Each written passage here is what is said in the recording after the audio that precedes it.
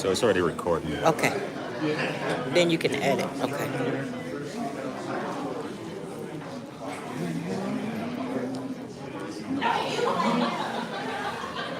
It's I turn it it's on already and off. the camera's already. I could just set it down if it's easier. What do you mean? Like I No, could just I put want it to hold it because I want to get because some you can't close up. stop it. It's live. Okay.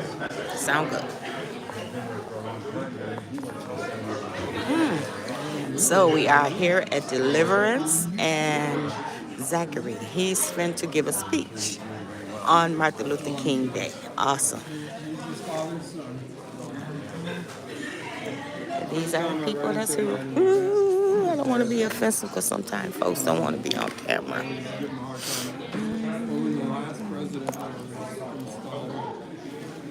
It's so nice to sit amongst the living presidents. There's like a couple of them that are still there. We just got to kick out of that.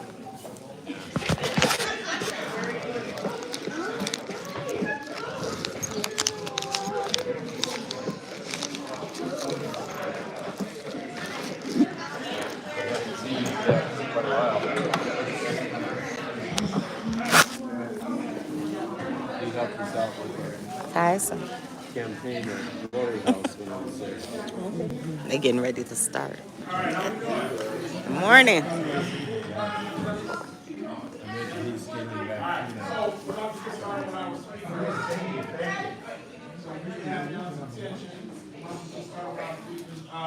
I first just want to give recognition to the church, Pastor Mark, the House of Deliverance family. For an event like this, I think it's particularly important to have this inside the church, the black church to be specific. We have to remember that Dr. King, of course, was a black minister, and really his platform provides from speaking to black folks in black churches all across the country. So, again, just please give a round of applause for the church family here.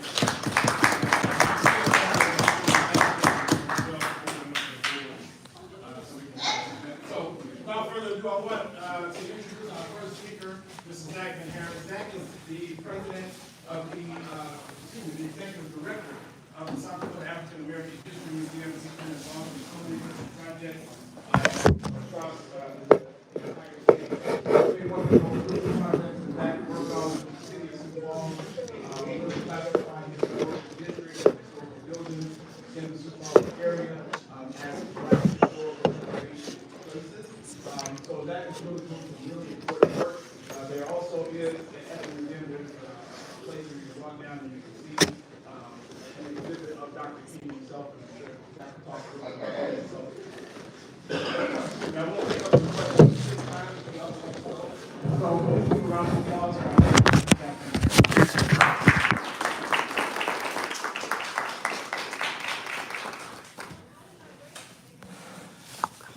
Good day, everybody. Thanks for being here. It's a frosty day.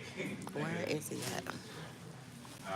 Thanks, Julian, Ashley, Billy, Danae, NAACP, House of Deliverance, and the community of Sioux Falls. Thank you all for being here today. I'm Zachariah, also known as Zach Van Harris. I am executive director, as Julian said, but we're going to be transitioning that into the role of president / curator for the South Dakota African American History Museum. The museum was established in 1999 as a grassroots organization. It first started off in the bus. The founder is Porter Williams and some other black leaders in Sioux Falls. They go around with this bus and folks would come on and get a tour of the different artifacts that we had for the museum at that time. We transitioned from the bus to the Multicultural Center, and then from there, we ended up at the Washington Pavilion, and that's where we have been, and we still are there today. We're located 301 South Main Avenue. If you've never been to the Washington Pavilion, we're on the first floor. You go down near the Doris Theater, you'll see us. Our exhibits are against the wall behind glass. I used to, when I first got involved with the museum, I was a student researcher. And then I graduated into being like a co-researcher, and then a curator, and then here I am today as the president and curator were starting off, and I was thinking, our museum, our artifacts, our history is behind these glass walls along the hallway, you know, down from the bathrooms at the pavilion. And I used to be angry a little bit about it, that our history is almost showcased like when you go to a zoo. You got the lions and the dangerous animals behind glass, and some of the friendly animals that's not so dangerous, but it's still, they're behind glass. You can't really touch, you can't really be immersive with the animals like that, for their safety and for your safety. And I wanted to, like, I was conflicted because I'm like, our history is not dangerous. Our history is not gonna maul your arm off. It's just our history. It is what it is, good, bad, or ugly. And I wanted to find a way to make it more immersive, to make it more comprehensible and get us outside of the glass and bring it into the community and around the state where the South Dakota African American History Museum, not the Sioux Falls African American History Museum. I had to check myself. I had some really close friends who are photojournalists and photographers and videographers, and they was like, yeah, you know, glorified trophy case. That's what I used to call it. And they said, but the blood, sweat, and tears poured into that glorified trophy case, as you call it. You have to put respect and stand on the shoulders of those that blazed that trail for you to be on. So much honor and respect and love for Fort Williams, who's still alive and well today. Well, I wouldn't say well 100%. He is on home hospice. He's 82 and a half years old. And still a champion and a pioneer for just civil rights and just getting our history identified and documented in our state. So I wanted to, you know, from our history at the museum, our exhibits, and we updated our exhibits. You know, if you've ever been there in the past, you've seen the stories of York, Oscar Michaud. So York is, if you're not familiar with York, he was with Lewis and Clark. He was instrumental in that exhibition being successful. Oscar Michaud was the first Black filmmaker in South Dakota, and actually Buffalo Soldier, Aunt Sally, Sarah Campbell, and Cleveland Abbott. And so these are different, just historical pioneer figures that was featured in the museum. Last year, Julian and I, we was speaking with the Watch Pavilion, Darren Smith, CEO over there. Their theme to celebrate their 25 years being established as the Watch Pavilion, they wanted to have space exploration. And so our theme became Black space exploration and navigation to talk about our contributions to space and exploration. So one of our exhibits featured by Alex Frederick is our ancestors, how we used the star maps. Back then, we still use them today, but we use the star maps to kind of navigate our day-to-day lives and how important that is and how instrumental that is to saving us and part of our identity.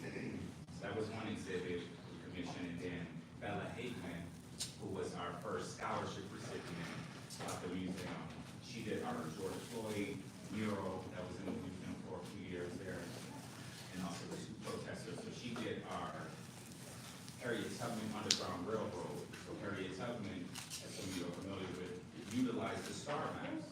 You had the Big Dipper, which was known as the drinking gourd amongst folks in the South, Annabella, slave times. The Big Gourd followed the drinking gourd, or Polaris, the North Star, north to freedom.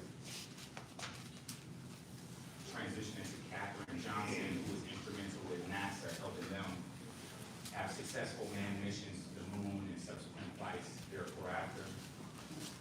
She was featured in the movie Hidden Figures. And then we also have Lane Jemison, who was the first African-American woman astronaut. And then we have her endeavor, her space shuttle that Bella featured as well. Again, utilizing the stars, but the thing that I really wanted to give Bella, just uplift Bella for is, we talked about the fact that historically our museum heavily kind of just featured the men, African American men in our state, and we wanted to lean more into the contributions of Black women in the state. So her whole exhibit, Harriet Tubman, Katherine Johnson, and Jemison, women, and if you get a chance, go check that out.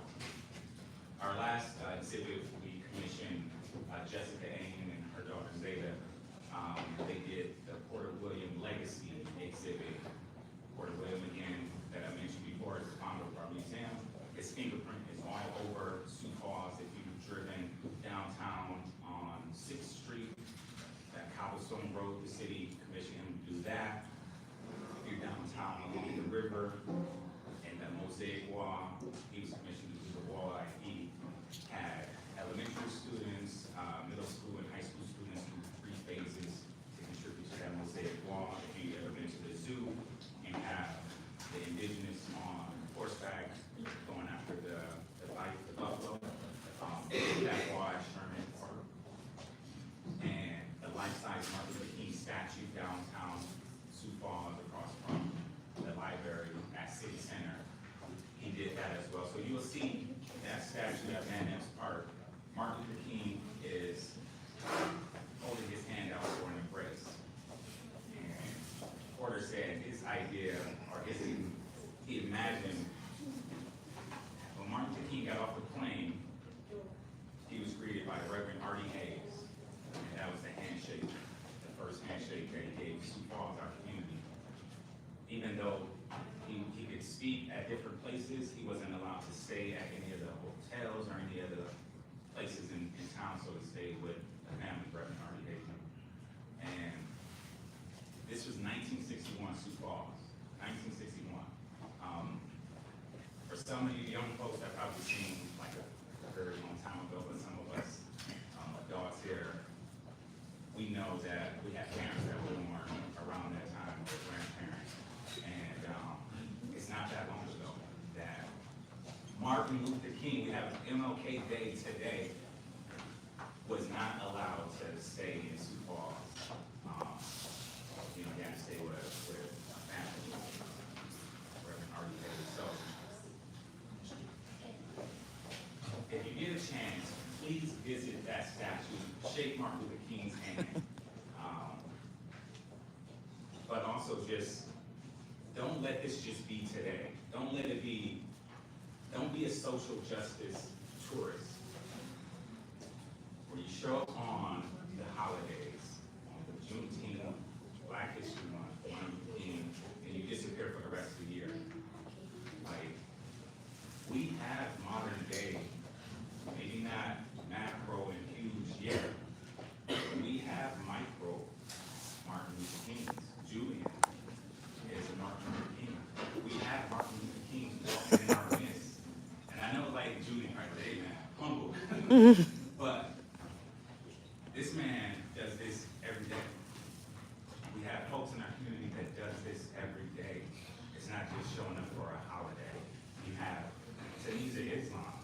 We're talking about so many immigrants and families that to be American, to be in our country, is jeopardized.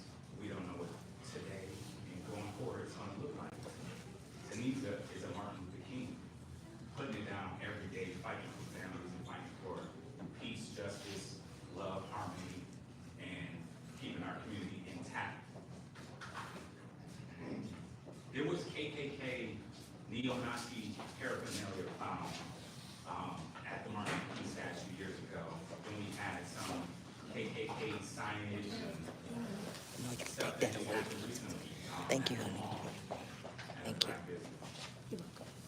How are you from? This immature coward, whoever did it, have challenged white folks in our community.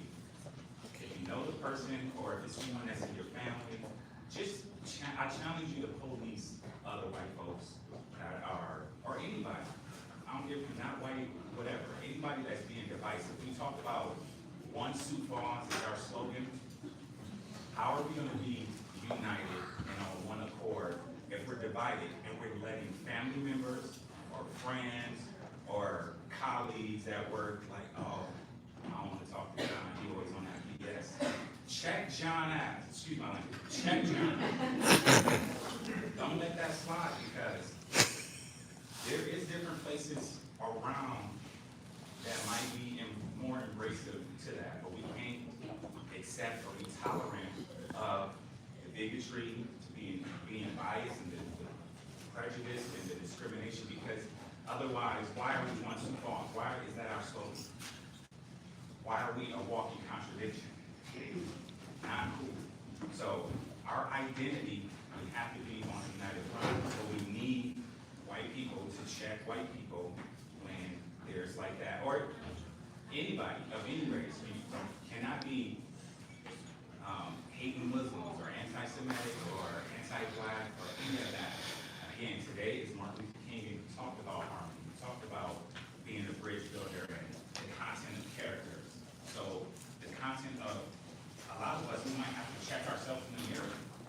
You know, like, do I have some biases? Do I have some racism? Do I have some things to be sexism? Do I have some things to be that I need to work on? And then when I feel like I pull myself apart and got myself together, work on my family, work on my household, work on my inner circle. If there's folks in your life that's just super toxic and they're not going to change their ways, then you might have to draw a boundary. You might have to put your foot down and be like, I can't rock with you anymore. Until you stop talking like that around me and challenge yourself to do better, because when I can't do better, I don't want that energy around me. I don't want that negativity around me, my children that I'm trying to raise, nieces and nephews, things like that. That's not better tomorrow. You're stuck in the past. And the neo-Nazi stuff is just kind of silly anyway. Like, that was Germany. This is America. And the whole fact that, like, anybody could be, Irish or German or Scandinavian, and then kind of buy into the propaganda of whiteness and nationalists and all this stuff, white supremacy, like, it's the golden standard for whiteness is the monarch. Why do you like when the king or Prince Charles and people, like when they're on TV, why do we pay attention to them? Why do Americans care? Like, a lot of us are like stuck on Britain. And I think that's where the whiteness come from, because like true folks from Ireland, I've been over there across the pond, they don't even like British people, because they get like discriminated historically, and they're still at odds. That's why Ireland, well, at least Main Ireland is not part of the United Kingdom. Northern Ireland is kind of, but so it's almost like you're aligning with ideologies that's not even for your best judgment, because once they say, oh, okay, we got it to a certain standard, they're going to look at you like, yeah, but you're not this, and they're going to just keep going and keep going and keep going. So you'll be next on the chopping block. So it's just silly with that. But again, the content of characters, how are you being influenced? Who are you influencing? If you're standing by not doing nothing, if you're not doing nothing, that's almost worse. You have to say something. Don't let grandpa get away with making those comments, or uncle or whoever at the dinner table. Oh, he's just old, you don't know what he's talking about. Yeah, you know what he's talking about. It's pouring out into you, it's planting seeds into your kids and the next generation coming up, so they can be toxic. One Sioux Falls, I challenge all of us to do better. That's what Martin Luther King will want. Do not be social justice tourists. Please show up and then contribute, say something, do something. If you come to our museum, or even if you haven't been to the museum, give us a good review. we need some reviews, but also find ways to get involved. You can contact me at Zachariah@sdaahmuseum.org. I leave my information if anyone is interested in getting involved. Obviously, like a lot of nonprofits, we need donations, we need to grow our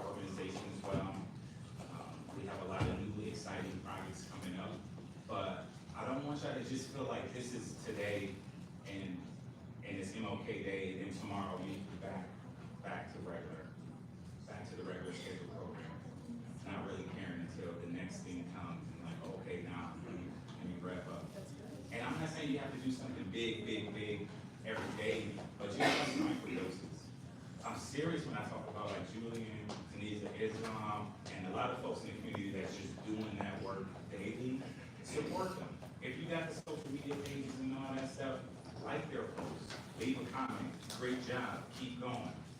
Show up to an event that they have. Support businesses that is doing the work.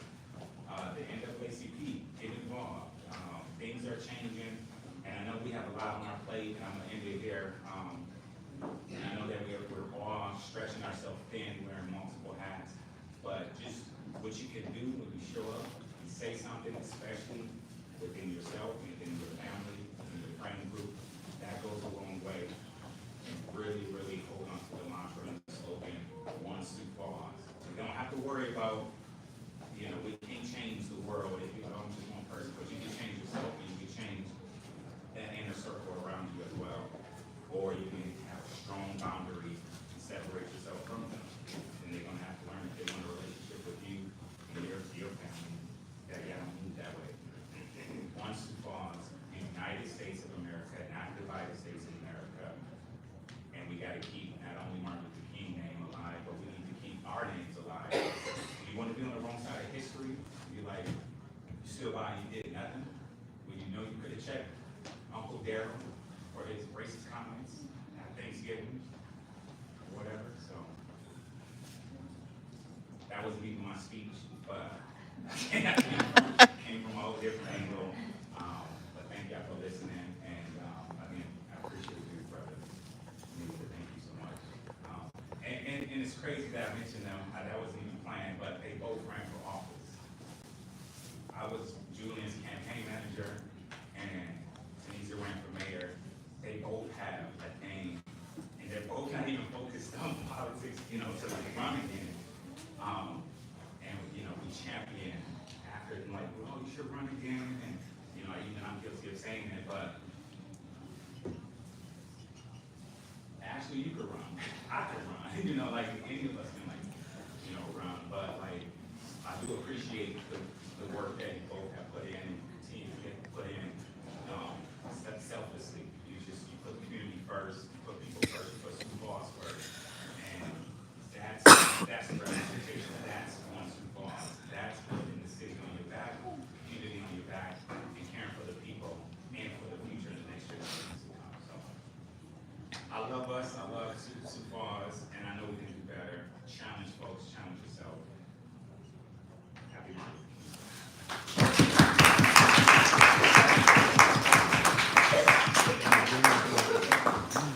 Good to see you.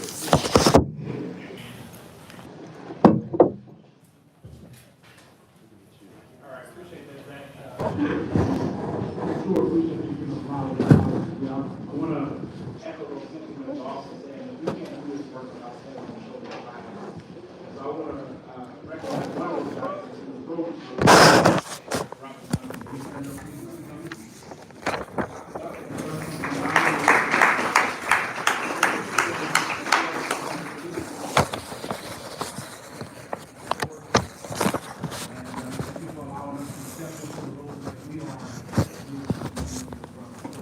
All right, our next speaker, man, this young man, I met him originally through, I want to say Dr. Laura Rick channel that she was down here.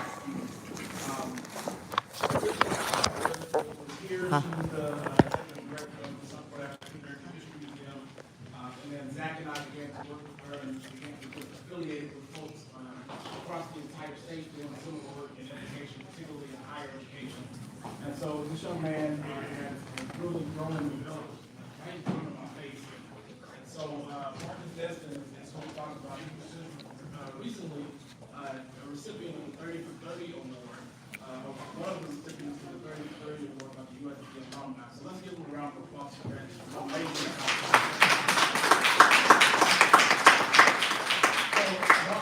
Marcus is, I want to make sure I get this title. Marcus is the Assistant Director of Student Activity and Multicultural Affairs over at UNC. All right? All right, so without further ado, please give a round